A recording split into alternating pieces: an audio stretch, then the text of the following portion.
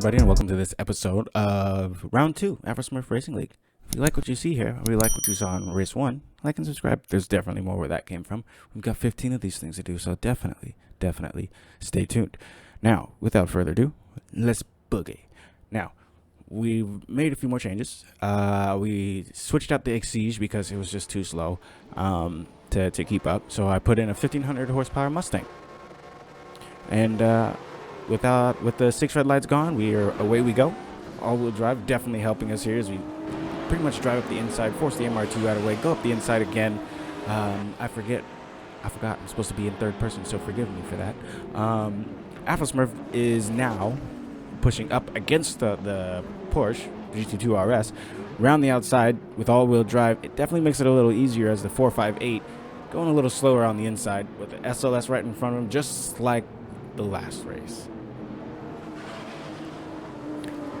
It's being a very, very, very wide car, but with its wing going up, AfroSmurph is now making a move up the inside into the right-hand turn with an R8 just ahead, and a little bit of bumping as the SLS crashes out AfroSmurph. AfroSmurph's toast. He's had it. He's furious. That's enough to get anybody hyphy. So, with anger in our mind, AfroSmurph carries on into the next turn. With everybody ahead of him, he's got nothing left to do but, well, just get his head down and race this race. With the 302 Laguna Seca Mustang over there, well, you're going to have a lot of work to do. 20th out of 20 is, well, that's last place. Heading into the first time he's going into the corkscrew. AfroSmurph easy on the brakes, catching right up to the back of the pack as the Mustang and Super go side by side. What a beautiful sight. And the Sesto Elemento making up a lot of progress quickly on this first lap after being crashed out by that SLS.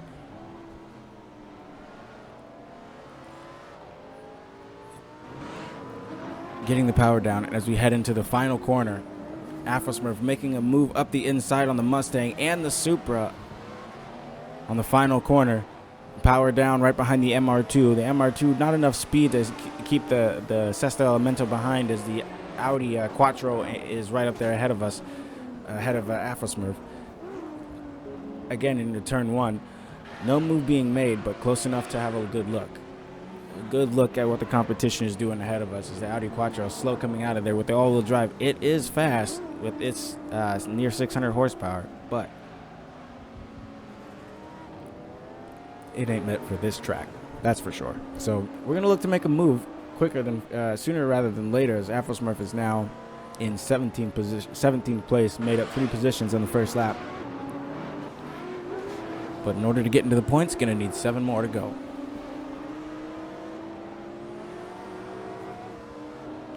As you can see, the Huracan Performante making a move on the Super up there. That also has 700 horsepower, as there's a LaFerrari right behind them. But going up the inside, heading towards the corkscrew, that Super just doesn't have the power to keep the LaFerrari behind it, nor I'm pretty sure the braking performance for that matter, as the corkscrew is here. And AfroSmurph has smacked the absolute living hell out of the rear of that Supra. Sorry.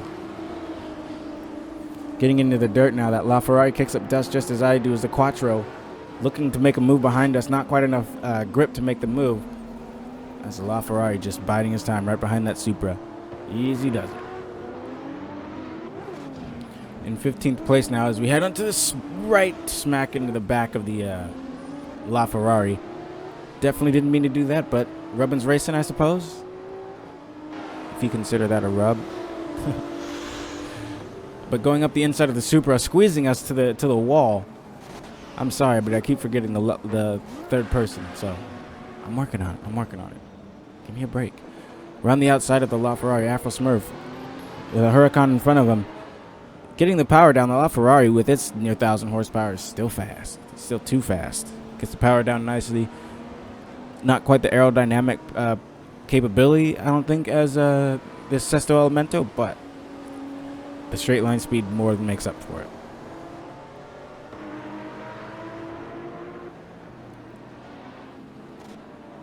The LaFerrari has a look. We're right behind the Huracan Performante, basically pushing him through the corner. With the LaFerrari having more speed, AfroSmurph goes up the inside with him. That other Ferrari 512, oh, he hits the curb way too hard. Gets a little wiggly as the 512 goes a little wide into the dirt, trying to cut back in as that Performante's right there, looking to make a move on AfroSmurph. AfroSmurph going right into the corkscrew, messes this up, he loses the position. The LaFerrari now leading the 458, leading the Lamborghini Sesto Elemento, leading the Performante, leading the 512. With that being said, that 458 is too much in the way. Got to make the move quicker than now. Up the inside, the Ferrari and the AfroSmurph touched a little too much for comfort. But with that being said, right there behind him is the Performante. So somebody's going to get past coming into the next turn one. So who's it going to be?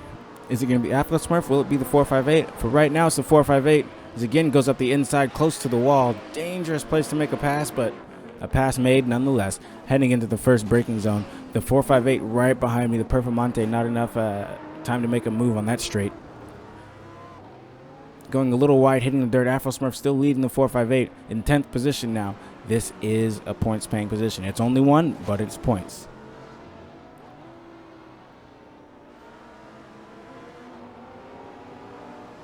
With a 458 in my mirrors and a Performante in his, AfroSmurph leading the way in 10th, the last of the points-paying position. Catching anybody ahead of us is going to be paramount if we want to make any kind of progress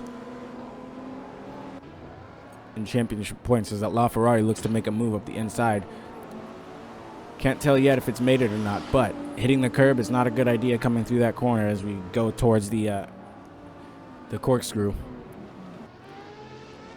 Easy does it on the brakes, as now there's an RX-7 and that dreaded SLS, my main rival, my only rival.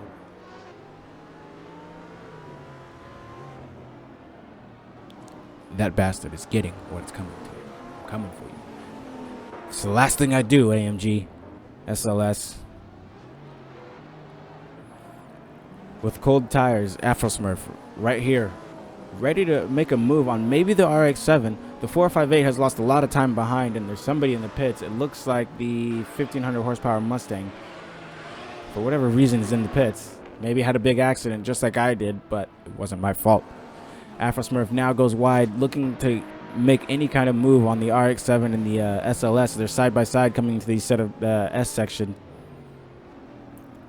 Coming into this right-hand turn, the SLS on the inside has the ideal spot. Gets a little wiggly as the RX-7 still holds his position outside, but not enough power, it looks like, to keep the SLS behind, as the SLS now moves into 8th position. With the Sesto Elemento bearing up the inside, the RX-7 has no choice but to let AfroSmurph pass, as the SLS, the dreaded SLS, the one and only rival, is now in attack range. Coming into the this next brake section, gotta hit the brakes, gotta be on time. Did not go wide like the SLS. Kept the inside, kept the power down, and made the move stick. AfroSmurph now in 8th position. But easy on the brakes, goes off and just completely jacks up his opportunity to take the points-paying position into 8th position and win this race. But with it's lap 5 now, and we're on 11th place. It's getting tight now as we're coming into the final 2 corners. There's 3 cars ahead of us. Just need to pass one. There's a Performante. There's an RX-7. There's an SLS AMG. Ideally, I could pass the AMG, but that's probably not likely, as it has 600 plus horsepower. The Performante right there goes up the inside. The RX-7 is also right there. Can AfroSmurph pull it off? Not quite, as there's not enough room. Ladies and gentlemen, Laguna Seca, it was a tragedy, but we'll take 11th. Thanks for watching. I'm AfroSmurph. Like, comment, subscribe. There's definitely going to be more where that came from. Peace.